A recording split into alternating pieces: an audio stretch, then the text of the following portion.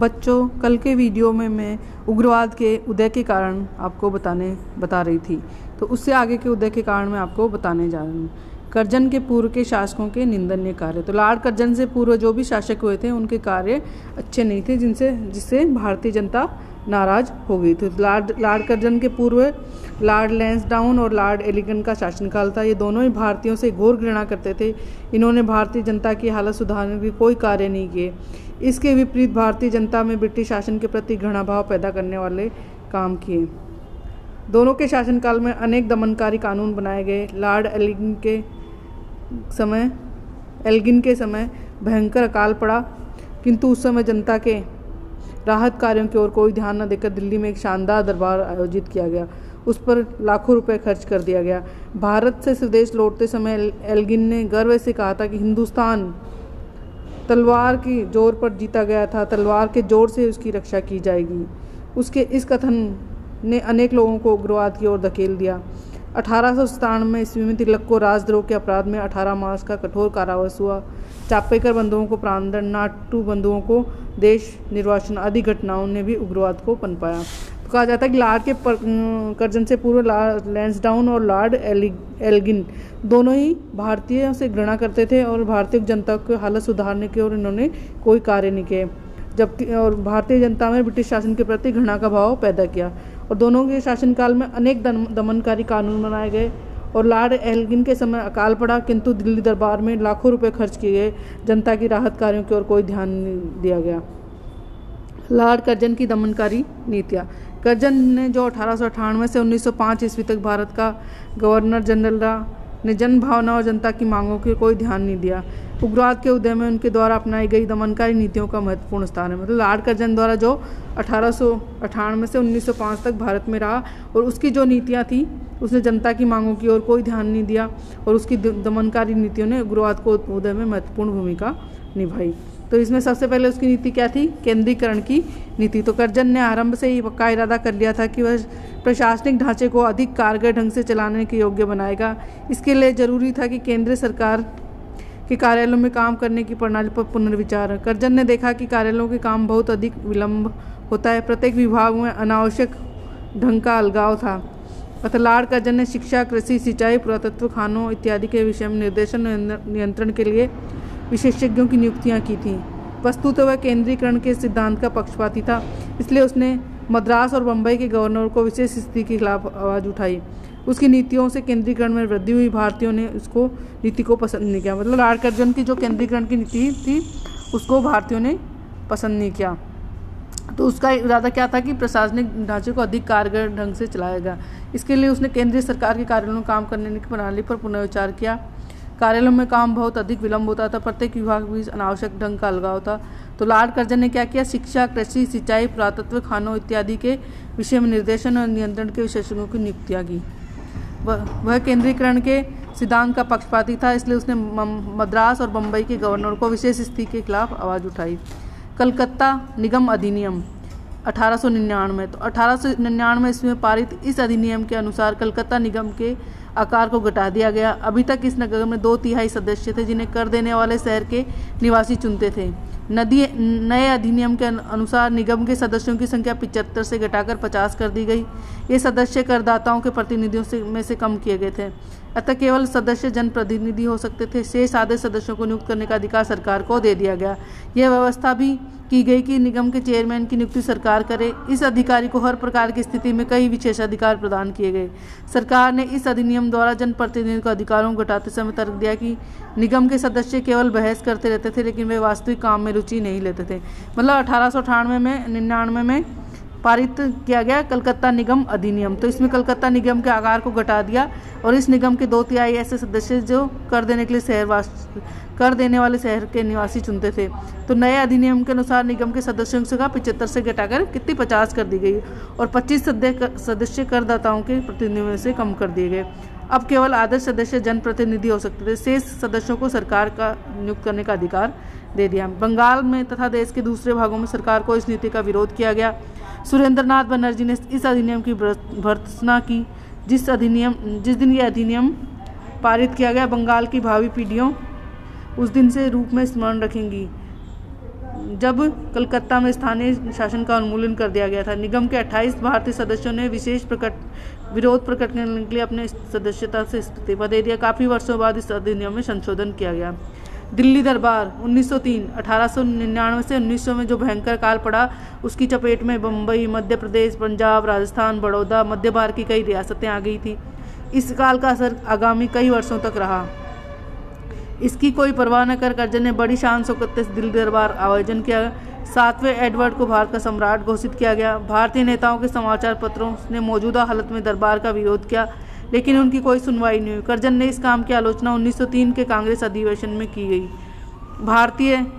भारतीय विश्वविद्यालय अधिनियम 1904 कर्जन का एक अन्य अप्रिय कार्य भारतीय विश्वविद्यालय अधिनियम था। इस अधिनियम का लक्ष्य शिक्षा पर सरकारी नियंत्रण को मजबूत बनाना, भारतीयों के लिए उच्च शिक्षा के क्षेत्र को सीमित करना, शिक्षा को राष्ट्रीय विचारधारा के विरुद्ध साम्राज्यवादी विचारधारा के प्रचार का साधन बनाना था। इस अधिनियम के द्वारा विश्वविद्यालयों के सीनेट के सदस्यों की संख्या सीमित कर दी गई और उन्हें सरकार द्वारा नामजद सदस्यों का बहुमत कायम किया गया। अर्थात कर्जन विश्वविद्यालयों को भी सरकारी विभाग में परिवर्तित करना चाहता था। इस अधिनियम के अंतर्गत विश्वविद्यालयों को संबद्ध कॉलेजों पर नियंत्रण करने के लिए अधिकार दिए गए। नए कॉलेजों को मान्यता देने के नियम कठोर बना दिए गए तथा कॉलेजों और विश्वविद्यालयों में अध्यापकों की नियुक्ति पर सरकार की स्वीकृति अनिवार्य कर दी गई। इस अधिनियम का एक ही अर्थ था कि उस शिक्षा के विषय में सरकार की इच्छा के बिना कोई भी कदम नहीं उठाया जा सकता है। परंतु सरकारी नियंत्रण का विचार उस समय की परिस्थिति में किसी को पसंद नहीं आया।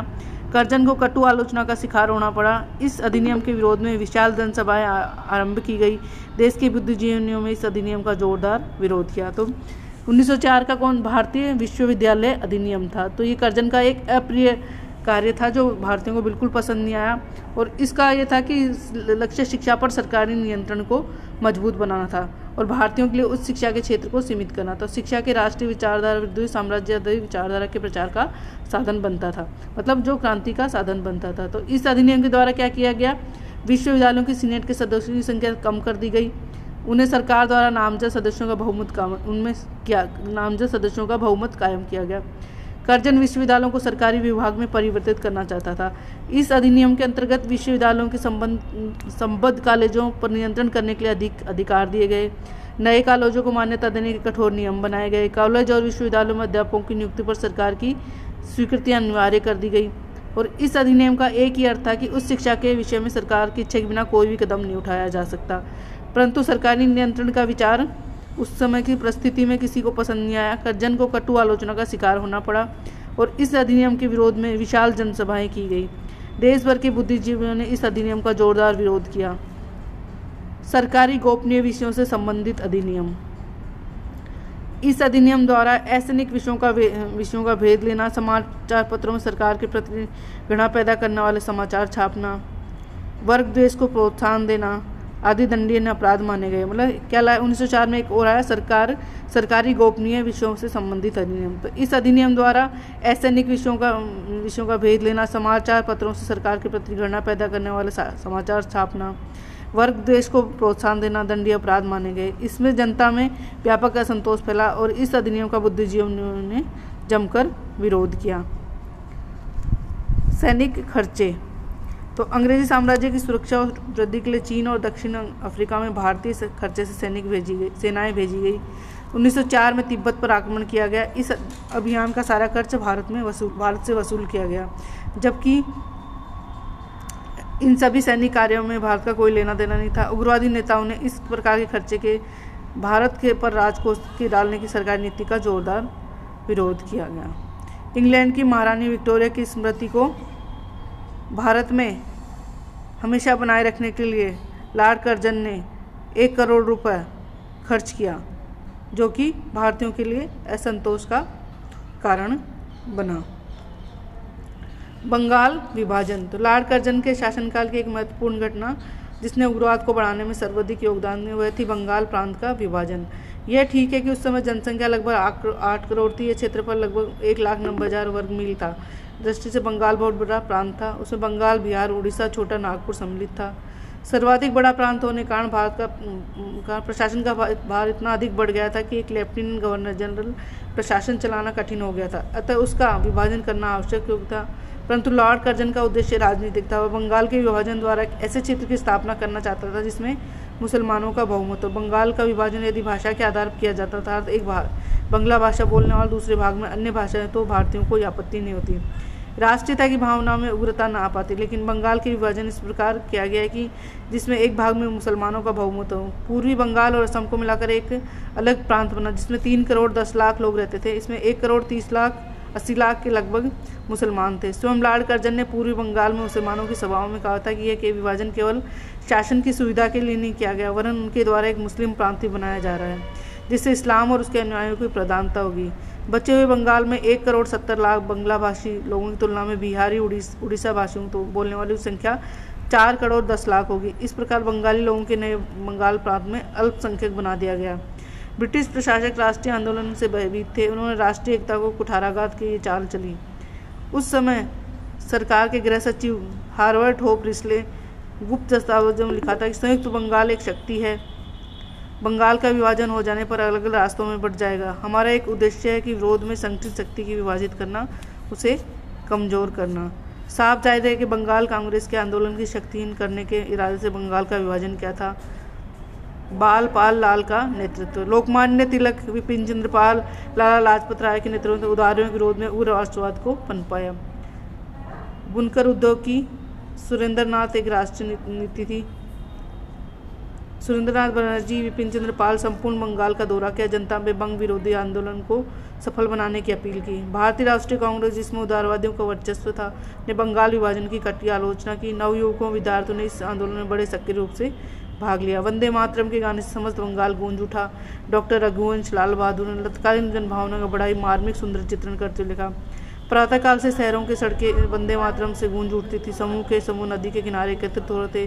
प्रत्येक व्यक्ति एक दूसरे की कलाई पर राखी बांध रहा था। गान मंडलियों से वीरता भरे गीत गाकर देशभक्ति की भावना जागृत कर रहे थे। इसके बाद विदेशी माल के बहिष्कार का आंदोलन खड़ा हुआ। प्रांत के कोने कोने से प्रांत की सभाएं आयोजित की गई। सरकारी दमन से आंदोलन के अधिक शक्तिशाली बना दिया। वंदे मातरम के गीत पर नियंत्रण और आंदोलनकारियों गिरफ्तारियों अधिक रूप बना दिया। सरकार की दमनकारी नीति, ब्रिटिश सरकार ने बंगाल विभाजन विरोधी जन आंदोलन को दबाने के लिए दमन नीति का सहारा लिया। हिंदुओं को दमन नीति का कष्टदायी परिणाम भुगतना पड़ा। सरकार ने सार्वजनिक सभाओं पर प्रतिबंध बना दिया। अध्यापकों को चेतावनी दी गई कि वे अपने छात्रों को इस आंदोलन से दूर रखें। अनेक देशभक्त प्रदर्शनकारी को बंदी बनाकर अमानवीय सजाएं दी गई। मेमनसिंह जिले में 2 लड़कों पर मात्र इसलिए जुर्माना किया गया कि वंदे मातरम का गान गा रहे थे। सरकार शिक्षा का पूरा इस्तेमाल छात्रों को आंदोलन से दूर करने में कर रही थी। वह धमकी दे रही थी कि जिस स्कूल के अधिकारी अपने छात्रों को इस आंदोलन से अलग न रख पाएंगे, उनकी मान्यता छीन ली जाएगी, उनसे सरकारी मदद नहीं दी जाएगी। सरकार की इस नीति के चलते कितने ही छात्र शिक्षक स्कूल से हटा दिए गए। सरकार ने मुसलमानों द्वारा हिंदुओं पर भीषण अत्याचार भी करवाए। उनके निकृष्ट कार्य को कोई दंड नहीं दिया गया। एक स्थान पर तो मुसलमानों ने ढोल बजा कर घोषणा करवाई कि सरकार उन्हें हिंदुओं को लूटने, हिंदू विधवाओं के साथ विवाह की अनुमति दे दी है। मॉडर्न रिव्यू ने लिखा कि आंदोलन काल की घटनाओं संबंधित पक्षों के लिए निंदनीय है। हिंदुओं के लिए भीड़ता के लिए क्यों मंदिरों के अपवित्रीकरण के लिए उन्होंने बोला गया है। आंदोलन का महत्व और प्रभाव, बंग आंदोलन के भारत राष्ट्रीय आंदोलन का इतिहास स्वर्णिम अध्याय है।